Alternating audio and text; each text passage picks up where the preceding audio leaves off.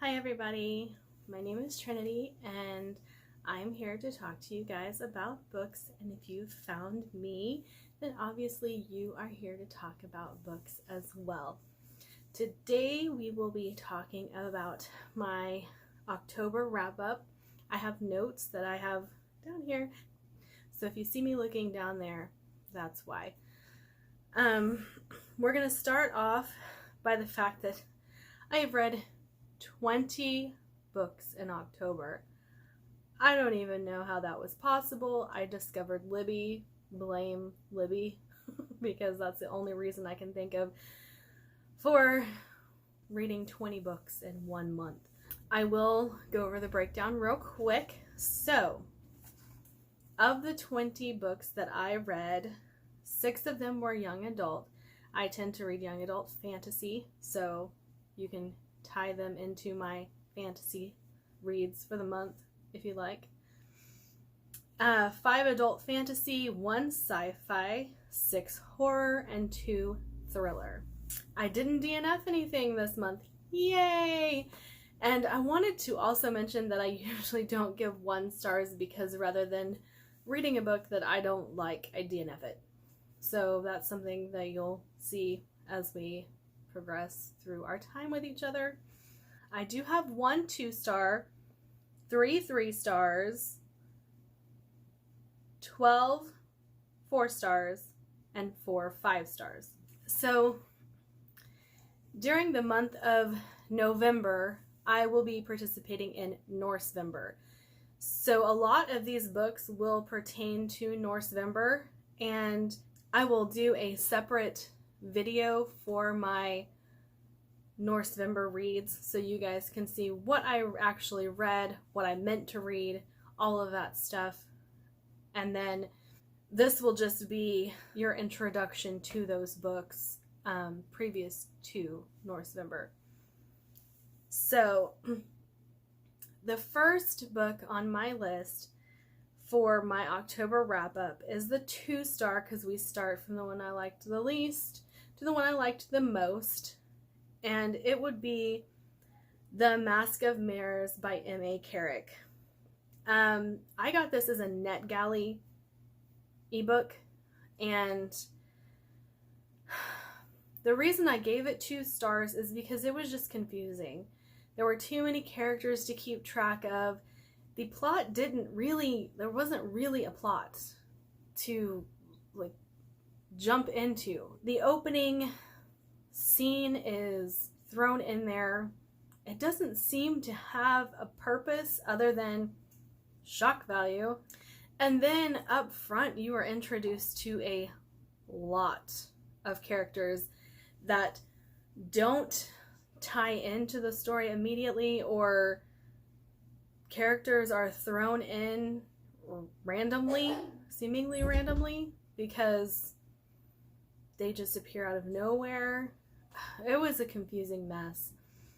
I did like the main character, Ren, for the most part, and Tess, her friend that follows her through the book. But I can't even tell you what happens towards the end of this novel because I think I read it and then it left my brain because I didn't like it. But sometimes NetGalley is a beautiful, wonderful thing, and sometimes you get books that don't make sense. Like, it doesn't make sense. Like, you talk about, or you type up a little bio, and publishers are supposed to pick books that they think will work for you. And I get denied vampire and witch books all the time, and I'm like, are you guys insane? You guys are insane. I know you're insane, because I would probably rave review these books and you don't want to approve them, and then you approve me for ones that I have stated I don't like. A big cast of characters that don't make sense. I've stated that. I've told publishers that. I don't know if it's on my Portable Magic review guidelines. I probably should add that. Ugh, no. I didn't like this book at all. And I realize it is written by two authors who are fairly popular. I've never read anything by them, but no, I didn't like it. 2 stars. Do with that what you will. I know it's a really highly anticipated book for a lot of people, but it wasn't for me. On my 3-star books that I have, the first one is Duality by Ametra S. Rayford. I hope I said that name right. Another book taster offering. I did Haunted You last time. This time I read Duality. It's an award winner. I don't remember what award it won, but it was an award-winning novel, so I was like, okay, I'll give it a shot. Again, I wasn't a huge fan of this book. There was nothing wrong with it per se, but there was a lot of dialogue. Super, super dialogue heavy. Like, it is just unnecessary amounts of dialogue and no atmosphere. Like, the first part of the book is fantastic, very atmospheric. You're really, really on the edge of your seat with these characters and what they're going through, and then, or the main character and what they're going through. It was okay. It was okay. The action does pick up as the novel progresses, but it was another one that I was just disappointed by. I expected more because award-winning novels, I really expect a lot out of them. You're gonna have to wow me. Like, if you want an award, you better wow me, because there's a lot of books that I read that have never won an award that are dang good. But I had on my notes that it had a strong start, weak middle, and an okay ending. So I still gave it 3 stars because it wasn't bad. But it is one of those things that, like, you go in with these high expectations, and then when those expectations aren't met, then it always sucks in your mind. And so while the book didn't suck, I had to give it 3 stars because I was disappointed. And then next on my list is one from Norsemember that I read called Northern Wrath by Thilde Holt. Thilde? I'm sorry. I'm going to butcher some names. I'm not good with names.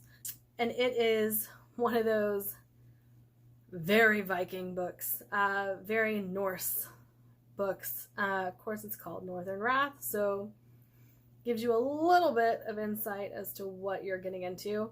I got it from NetGalley as an e-arc, and I'm going to link a review, probably Alex from Blog Spells, because he raved about this book. But guys, if your pacing is too slow, I can't get interested. There's something about super slow paced novels that I can't read it. My ADHD or something says no, and it's not entertaining for me. It feels like a chore.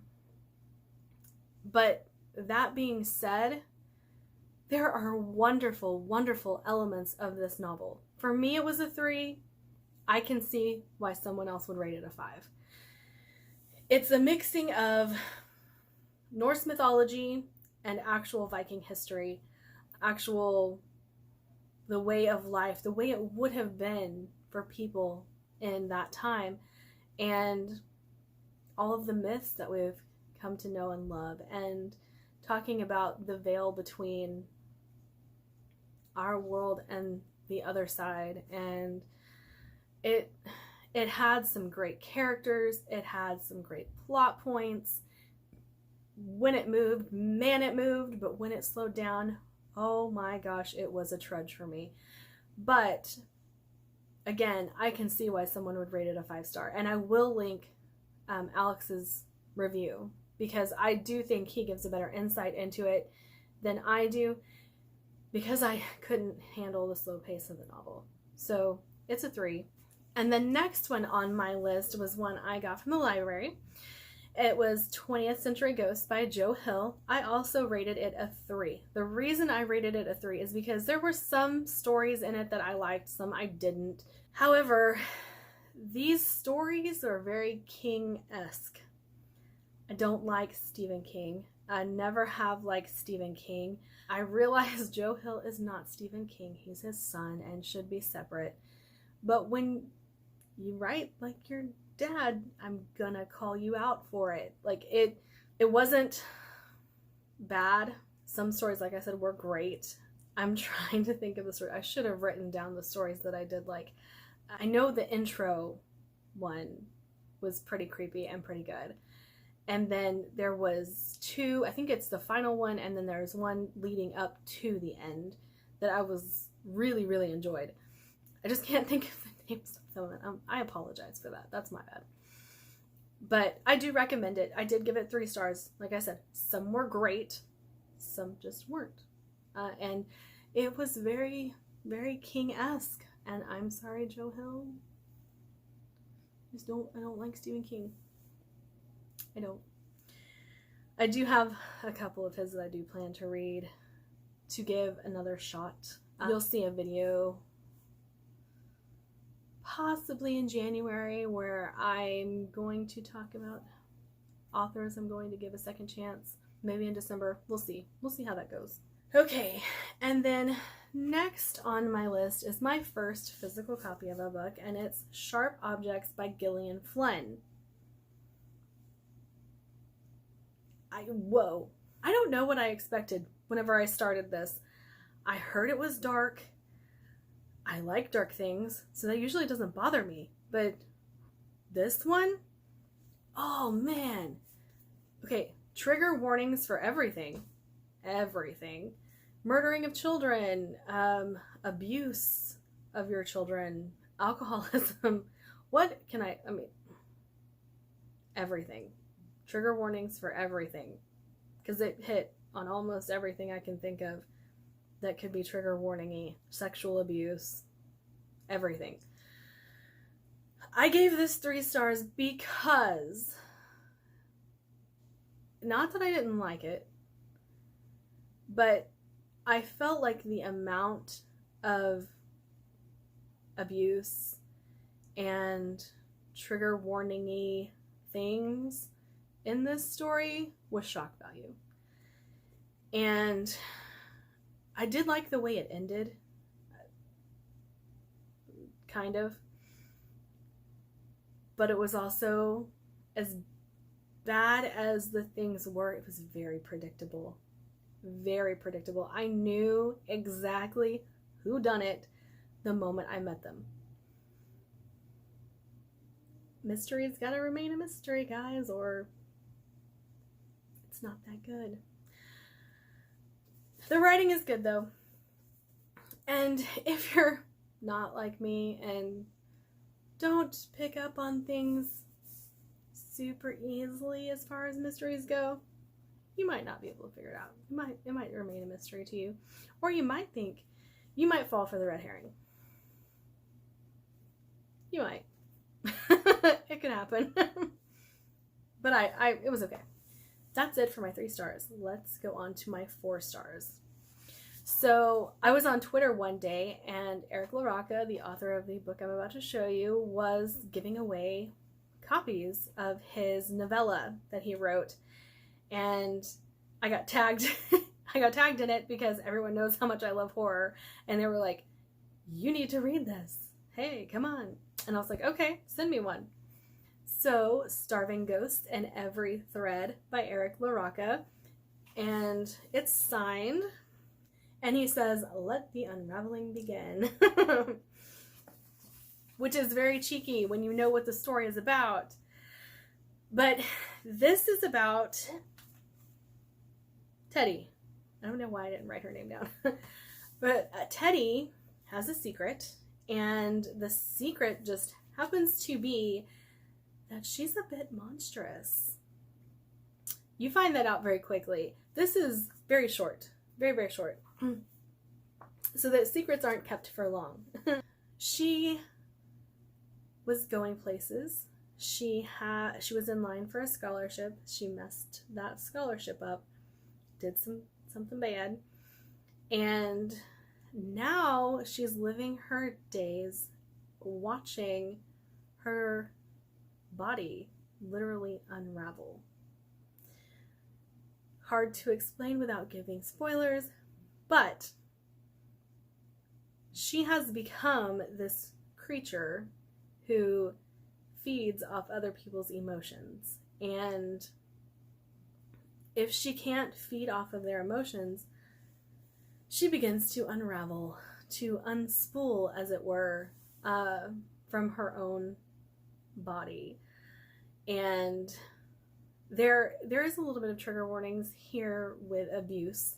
That would become a little bit clearer as you read, but I really enjoyed this, guys. Like, it very unexpected. I'm gonna say this with a caveat of this is not always this way, but most of the time when I get sent something like this, I'm not expecting a lot. I kind of expect it to be something I might enjoy, but not a 4-star. This was really, really creepy, really, really good, just fantastic. And I'm giving it a 4-star because there are a few things in here that I'm like, okay, sure. But I think given more pages, those issues could have been resolved. But guys, pick up this book. It's so good. So short. You could read it in a sitting, like just in an hour or two. It's so good. Okay, next on my list is Ninth House by Leigh Bardugo. If you saw my last wrap up, you will know I'm a fan of Leigh Bardugo. Loved Six of Crows, loved Crooked Kingdom, plan to read the Grishaverse before the end of the year. But since this has the creepy vibes, I wanted to read it for October. I wanted something a little darker. I wanted something a little on the horror side, and this is horror, kind of, thriller, kind of, adult, for sure. And we follow Alex and a guy named Darlington, which Alex is short for Galaxy, and I really think that that's cute. But anyway, so Alex can see ghosts. They're called Greys in this, and it is not a common ability. And this is dark academia. If you didn't know, the 9 houses are 9 houses of a secret society at Yale. And while I couldn't help but have certain Gilmore Girls vibes, even though this is nothing close to that, but the Yale setting, it kind of gave me those vibes a little bit. It's definitely much darker than Gilmore Girls. I don't even know why I said it. Now people are going to be like, ooh, Gilmore Girls, and that's not right. Anyway, I loved this book. I loved Darlington's point of view. I really, really love Darlington's point of view. I'm going to read the synopsis to you because I don't think I'm doing it any justice. Galaxy Alex Stern is the most unlikely member of Yale's freshman class. Raised in the Los Angeles hinterlands by a hippie mom, Alex dropped out of school early and into a world of shady drug dealer boyfriends, dead-end jobs, and much, much more. In fact, by age 20, she is the sole survivor of a horrific, unsolved, multiple homicide. Some might say she's thrown her life away. But at her hospital bed, Alex is offered a second chance to attend one of the world's most prestigious universities on a full ride. What's the catch? And why her? Still searching for answers, Alex arrives to New Haven, tasked by her mysterious benefactors with monitoring the activities of Yale's secret societies. Their 8 windowless tombs are the well-known haunts of the rich and powerful, from high-ranking politicos to Wall Street big players. But their occult activities are more sinister and more extraordinary than any paranoid imagination might conceive. They tamper with forbidden magic, they raise the dead, and sometimes they prey on the living. So, yeah. That is Ninth House. And it's great. I gave it 4 stars. Great. I think just about every Leigh Bardugo book I have read has been a 4-star book. There's nothing wrong with that, guys. 4 stars in consistency. Guys, read Leigh Bardugo. All I can say. Next on my list is Blood Eye by Giles Christian. We follow our main character. His name is Osric. He gets dubbed the Raven later on. Starts out with him being a apprentice to a blacksmith, and the northern gentlemen, the Vikings. Let's just go with that because we're going into Norse-vember.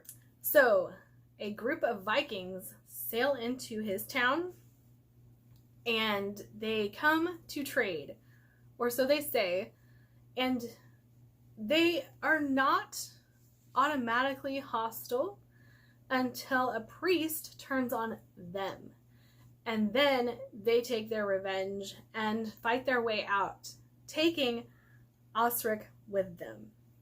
They take Osric with them, though, because he has been blessed by Odin. He has a red eye, which is why it's called Blood Eye. And they think that that marks him as special. During the course of this, it is pretty much, I would almost call it a coming-of-age novel in adult fashion, because it's Osric, or Raven, coming to terms with who he is as a person and what he's been led to believe that he was before all of this. With that being said, he is adopting the brutality of the Viking life. There is a lot of battle scenes going on in this book. There is a lot of him trying to discover what he wants to be. Does he want to be like these men he's found, or who have found him? Does he want to be the husband, father figure? Does he want to be more like the people he grew up with? There is a scene towards the end of this novel that I would like to toss out a trigger warning for, because the main character does force himself on someone. It's not graphic, but I also think that it lends to his disbelief of who he is. It makes the whole scene plays out in a way that he didn't want that to happen. That was not what his intention was, but he felt like that's how he's supposed to act, so he did. Up until that point, I really enjoyed this, like, in-your-face, brutal, northern Viking story. It's really, like I said, it's action-packed. It's got a lot of coming-of-age type things in the novel, and it's got a lot of bonding through all of it, and you get to see how he builds connections, or tries to build connections, when he doesn't even know who he is as a person. So, very interesting to read. I highly recommend reading it if that trigger warning is not a problem for you. Like I said, it's not graphic. It's very short. And it was very out of character for him up to that point.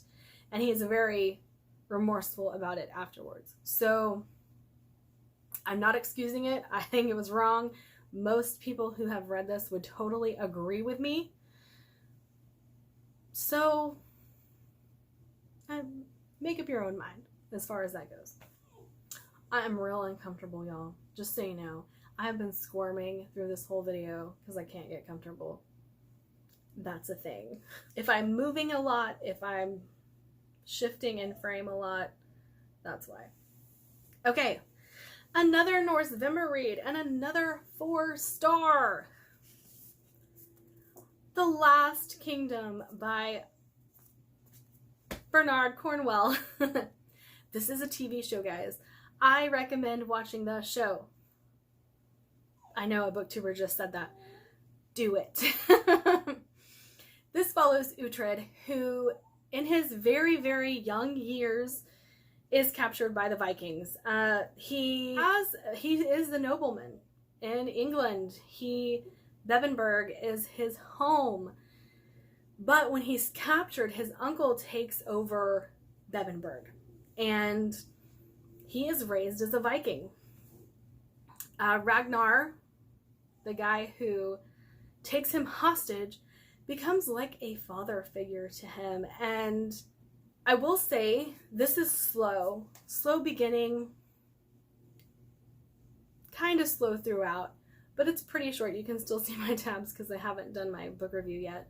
But I switched from this to audio about halfway through, as you can tell, because I needed it to pick up a little bit. And I can read or listen to audiobooks at like a 1.75 without it getting all glitchy weird on me. And I could listen to it while I did other things. That way I wasn't distracted by the slow pace of it. I didn't have that opportunity with Northern Wrath. I might get Northern Wrath an audiobook and try it again. We'll see. But he's raised as a Viking, fights for the Vikings, just totally flipped my hair. Anyway, fights with the Vikings, acts as if he is a brother to Ragnar's son. They bond, they develop this rapport to the point that when he is recaptured by the English in Wessex by King Alfred, he still has a Viking heart, but he wants Bebbanburg. That's been his main goal through all of this, is to retake his seat in Bebbanburg. But yes, when he is actually captured or recovered by Alfred, King Alfred, he decides to take Alfred's deal and fight for England again. And there are some things I don't want to spoil about the rest of the novel, but it's also one of those, you could probably deem it a coming of age story and still get away with it, because he is growing up through the course of this novel. That is something that's going on. It's really good. Watch the show. Watch the show. BBC. It's on BBC. The next book I read was another Libby offering. Yay. Because I haven't gone to go buy this book yet. And when it was there, I was like, when? Because it's part of my Pop Sugar Challenge. Sabaa Tahir's An Ember in the Ashes. So good.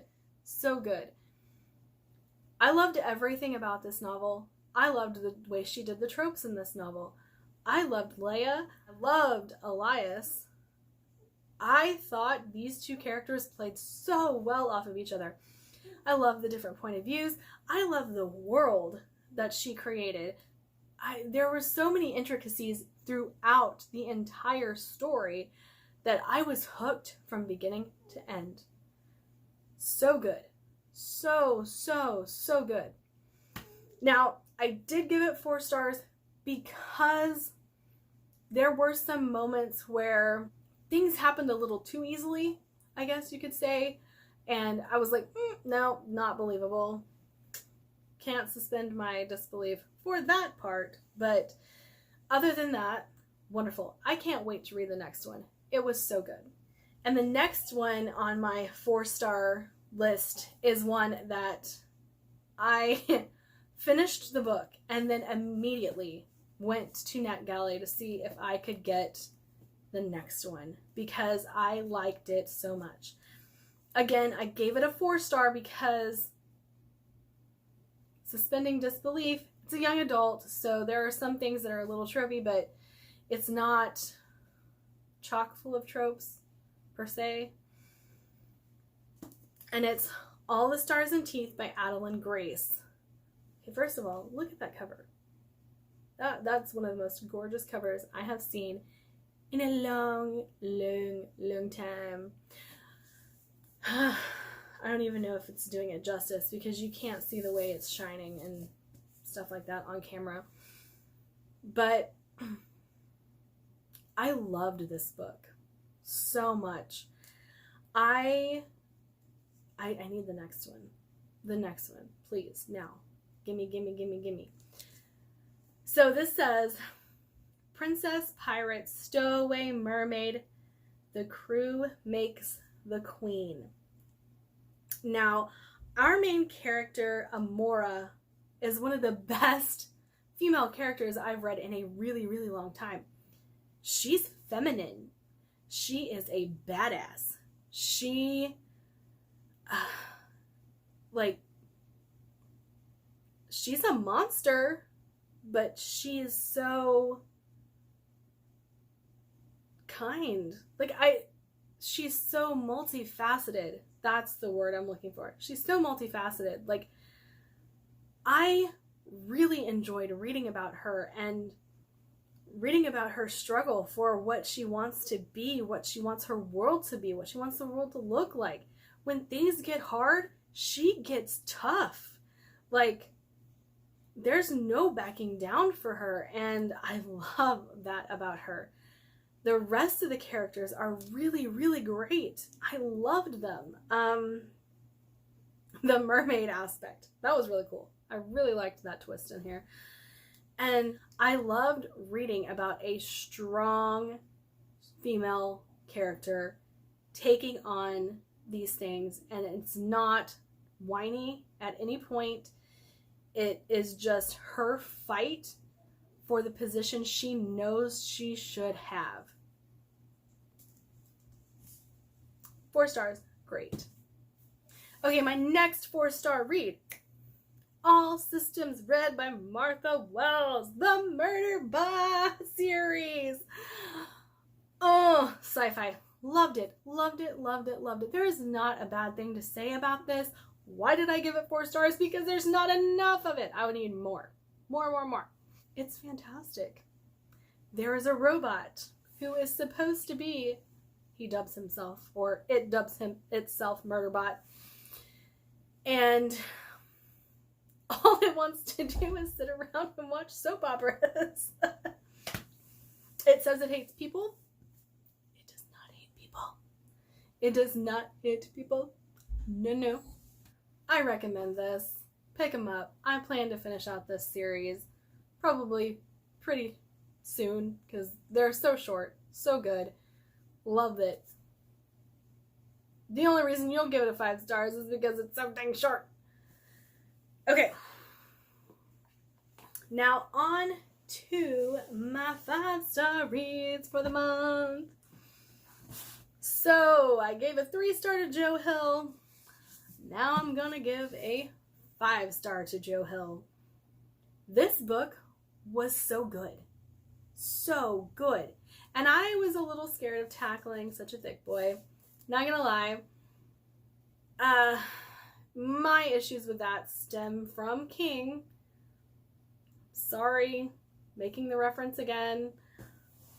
But King's novels are long and they're not good for me.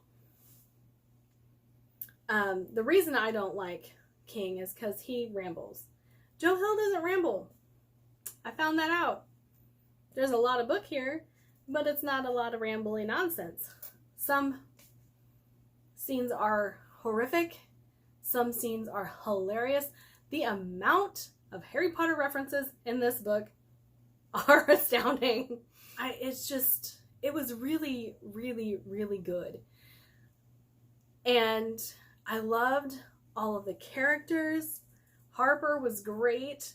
She, again, strong female character with female traits. She doesn't have to be soft and all the things that you associate with females or male characters or male writers tend to associate with female characters doesn't always have to exist.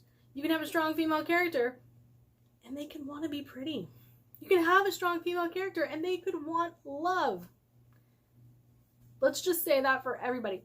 You can have a strong female character who wants romance. That's fine. This is fantastic. In my TBR, I did say I hoped that the person labeled the fireman was going to teach other people how to use the ability to make it work for them. And yes and no. He's not the one who teaches them, but there's a group of people who learn how to make the magic work for them. And Harper joins them, and yay! It's so good. I don't want to spoil anything. There's so many things to spoil if I'm not careful. Read it. Read it. It's so good. It's so good. Okay. Next, 5-star book. It's another horror book. Go figure. The Southern Book Club's Guide to Slaying Vampires by Grady Hendrix. My tabs are still in this one too. Oh well, whatever. I love this. There are so many things I love about it, but I'm a stay-at-home mom. I'm a Southern stay-at-home mom, and so many things in this novel hit home for me. And there is, I'm going to find it. Hang on. Joining the Literary Guild of Mount Pleasant had seemed like a good idea at the time. Patricia realized she needed to get out of the house, meet new people, the moment she leaned over at supper with Carter's boss and tried to cut up his steak for him. A book club made sense because she liked reading, especially mysteries. Carter had suggested it was because she went through life as if an entire world were made a mystery to her. She didn't disagree. Patricia Campbell and the secret of cooking 3 meals a day, 7 days a week, without losing your mind. Patricia Campbell and the case of the 5-year-old child who keeps biting other people. Patricia Campbell and the mystery of finding enough time to read the newspaper when you have 2 children and a mother-in-law living with you, and everyone needs their clothes washed and to be fed, and the house needs to be cleaned, and someone has to give the dog heartworm pills, and you should probably wash your own hair every few days, or your daughter is going to ask why you look like a street person. Yes. There were just so many things like that I was like, thanks for calling me out, Grady Hendrix. Like, why you gotta be mean like that? But I loved this. It wasn't scary. It wasn't scary. There were scary moments, I guess. But Grady Hendrix is known for writing horror that isn't really horror. And it's good, though. Like, there's nothing bad to say about this. Other than if you want a horror story that's really scary, this isn't it. But it's funny. There's a lot of humorous moments. There's a lot of gripping moments. There's a lot of what it's like to be a woman in the South moments. A lot of what it's like to be a stay-at-home mom moments. I loved it. I was ready to name this my favorite book of the year, and then I was like, not quite. The reason it's not going to make it is because I won't say the ending, but when the book shifts gears, I lost some interest a little bit, and it became kind of okay, yes, this is how Southern women are treated by men, often overlooked. You have too much time on your hands. You're letting your brain go crazy, kind of things. But the way that, is it Jacob? Is that his name? I forgot.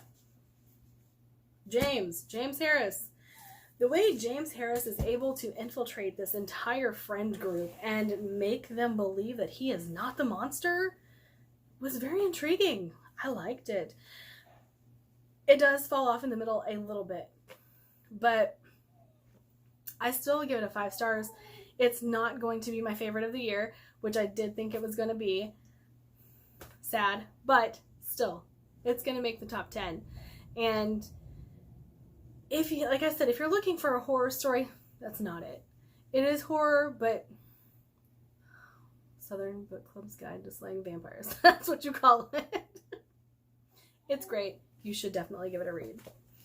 Now, my next 2, I've read the entire series. So while I've read this next in its entirety.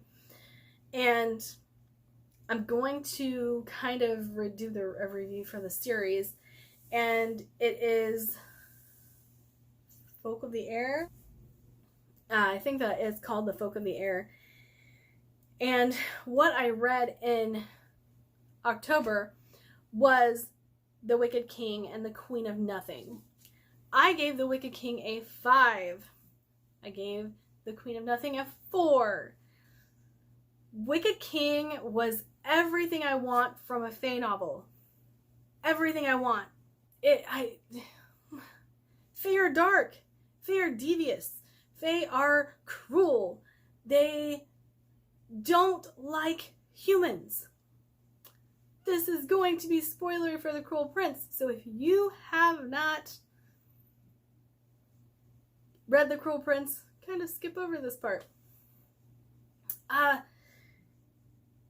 We find out that humans can be just as cruel when our main character, Jude, turns on Cardan, makes him king without him wanting to be king, manipulates him to taking the crown, and then she gets him to surrender a year of his life to her.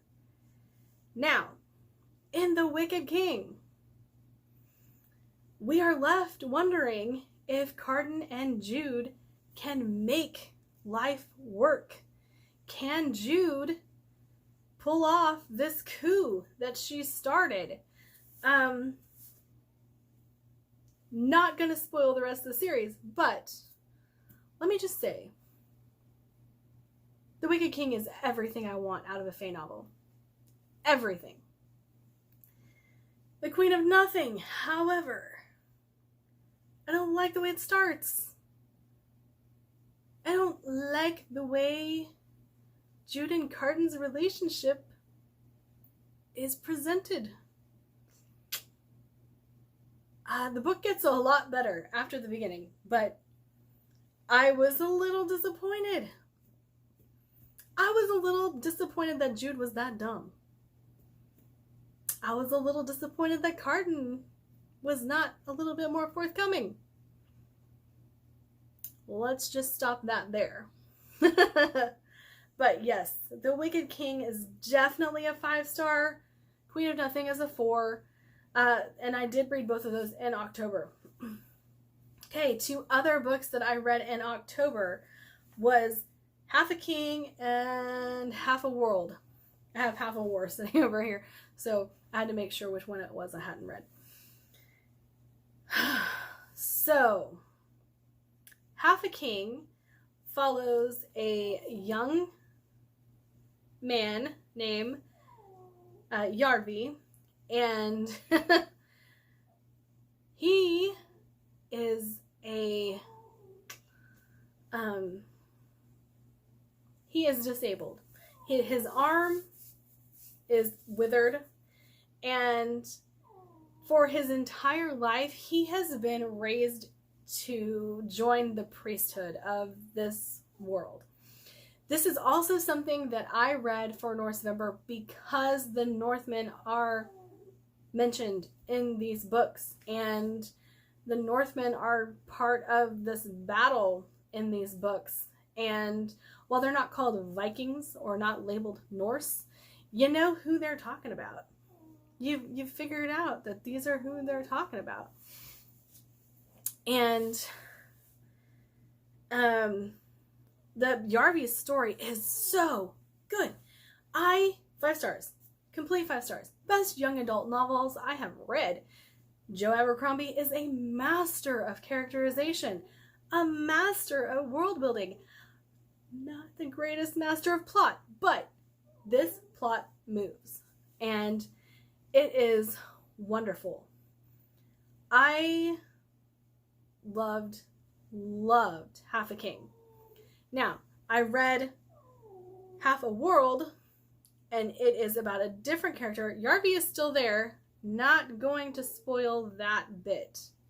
You'll have to read Half a King to figure out Yarvi's role in the next novel. But it is about a girl named Thorn who wants to be a warrior, and her friend Brand, who wants to be a warrior, And her story starts out horribly. And, oh, can I tell you this without spoiling things? She is training to become a warrior. The guy training her does not want her to be a warrior. So he sets her up for failure and makes her take on 3 guys at once in a fight. And she can't win this, but she does, but kills one of them. And he, instead of giving her her rightful place at the king's side, decides he's going to call her out for murder. And the boys that are there don't want her getting this place. So they're like, okay. And they kind of let it happen. And she goes before the king to be deemed a murderer. And Brand, one of the boys who partook in the fight, is like, nah, broskies. She kind of got teamed up on, and anybody in her position probably would have done the same thing. It was an accident, and you can't call it murder, because if we were training and one of us got killed, nobody would say anything. So she is redeemed and taken to fulfill her purpose. Let's just say that, because I can't spoil this one, or I can't say too much about this one without spoiling the first one. But I read both of them in October. They were fantastic. I absolutely recommend that you pick up this series, the Shattered Sea trilogy by Joe Abercrombie. It was fantastic. I can't wait to read Half a War. You guys will see it whenever I do my November TBR. I am still reading things for Northvember. I did post on my blog already the list of things that I have read or was reading. I'm thrilled for the release of Valhalla. We'll talk about that in Northvember as well. But that is my video for today, and I thank you guys for watching. Come back, talk to me if you guys want to talk about books anytime. And I hope you guys have a wonderful day. Northvember, y'all. Get on it. Twitter, blog spells, AvengeTart54, all 61 of us. Come check it out.